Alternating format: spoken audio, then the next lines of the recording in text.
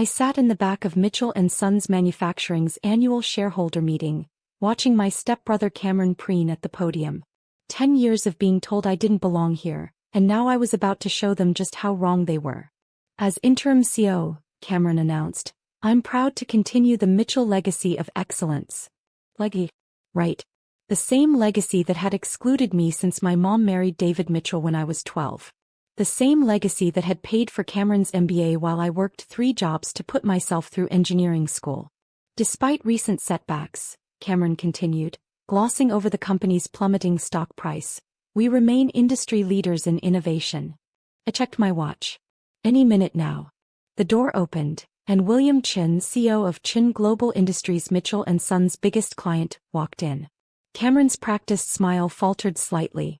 This wasn't part of his script. Mr. Chin, he stammered. We weren't expecting. Clearly not, Mr. Chin replied dryly, taking in the room's nervous energy. But given recent concerns about Mitchell & Sons' performance, the board felt it was time for some changes. I stood straightening my blazer.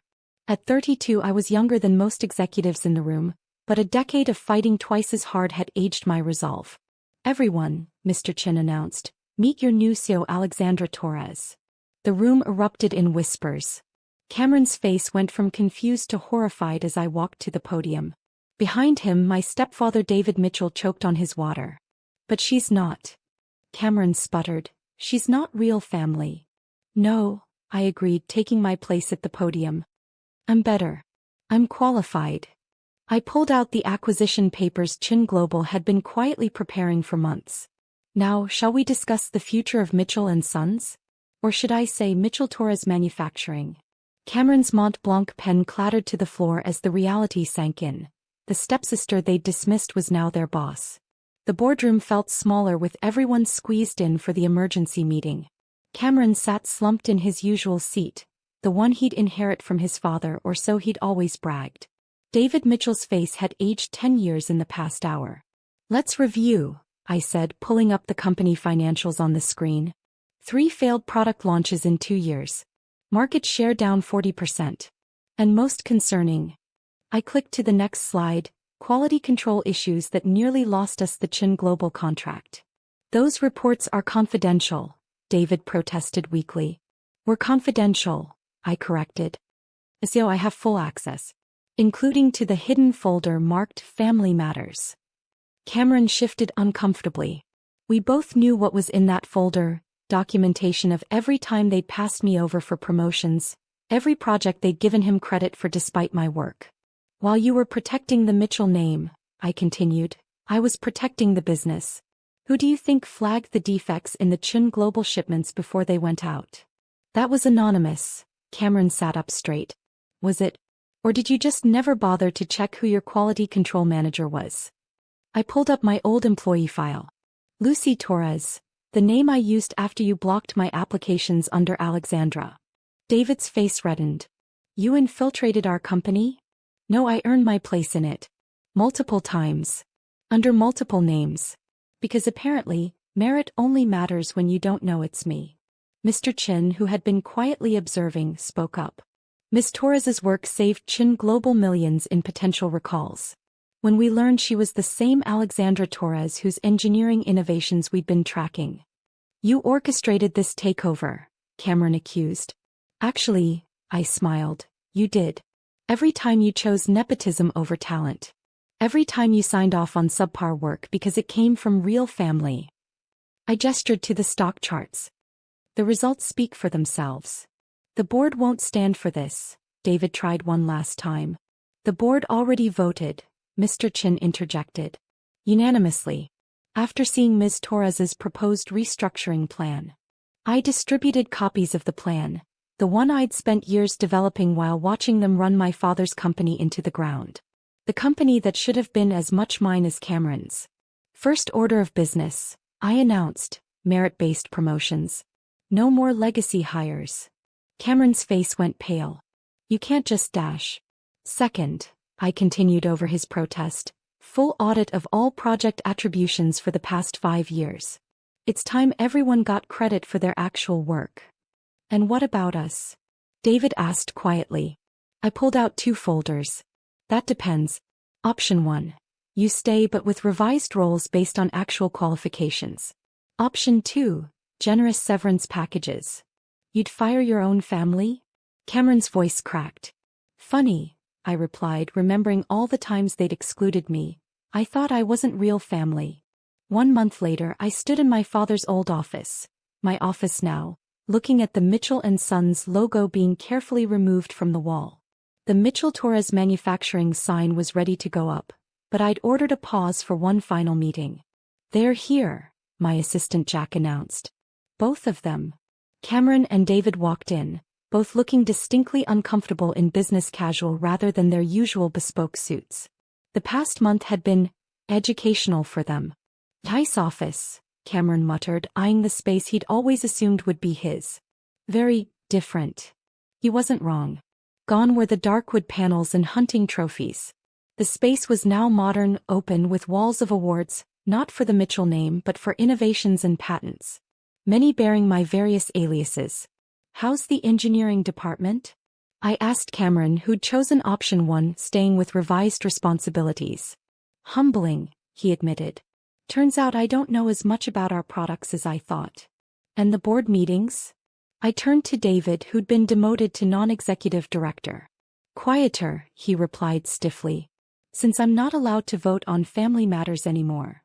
I sat behind my desk, my father's old desk, the one thing I hadn't changed. Do you know why I kept you both on? They shook their heads. Because running away would have been easier. I pulled out an old photo of me at 12, just after Mom married David, standing proudly in front of Mitchell & Sons. I loved this company before I understood what family meant. While you were protecting your legacy, I was protecting his. I pointed to my father in the photo. About that, David shifted uncomfortably. Your mother found some old documents in the attic. About your father's shares. The ones that disappeared after he died? I smiled thinly. Already found them. Amazing what a forensic audit uncovers. Cameron paled. Dad, what did you do? What he thought was best for his real family, I answered for him. Right, David? The silence was heavy with 2 decades of guilt. Here's what happens next, I continued, pulling out new contracts. Those shares will be returned with interest. You'll both retain your new positions, provided you meet performance metrics. And the Mitchell name stays in the company title. Why? Cameron asked. After everything? Because destroying the company would be easy. Making it better. I gestured to the quarterly reports showing our first profit increase in years. That's real revenge. And Mom? David asked quietly. Will continue enjoying her lifestyle, unaware of how close you came to losing everything. Consider it my one act of family loyalty. As they signed the new contracts, I noticed Cameron studying the Innovation Awards wall. You really did all this? He asked. Under different names? I did. And now I'm doing it under my own name. I handed them their new business cards. Welcome to the real family business, where merit matters more than last names. That evening, as the new sign went up, I called Mom. She was still adjusting to my new role, caught between pride and confusion. The board meeting went well, I told her.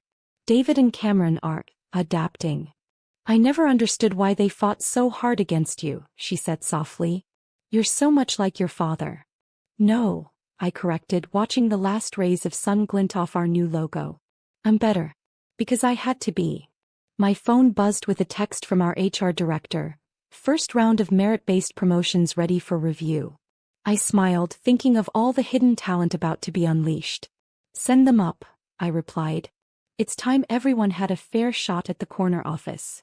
After all, the best family businesses aren't built on blood, they're built on brilliance.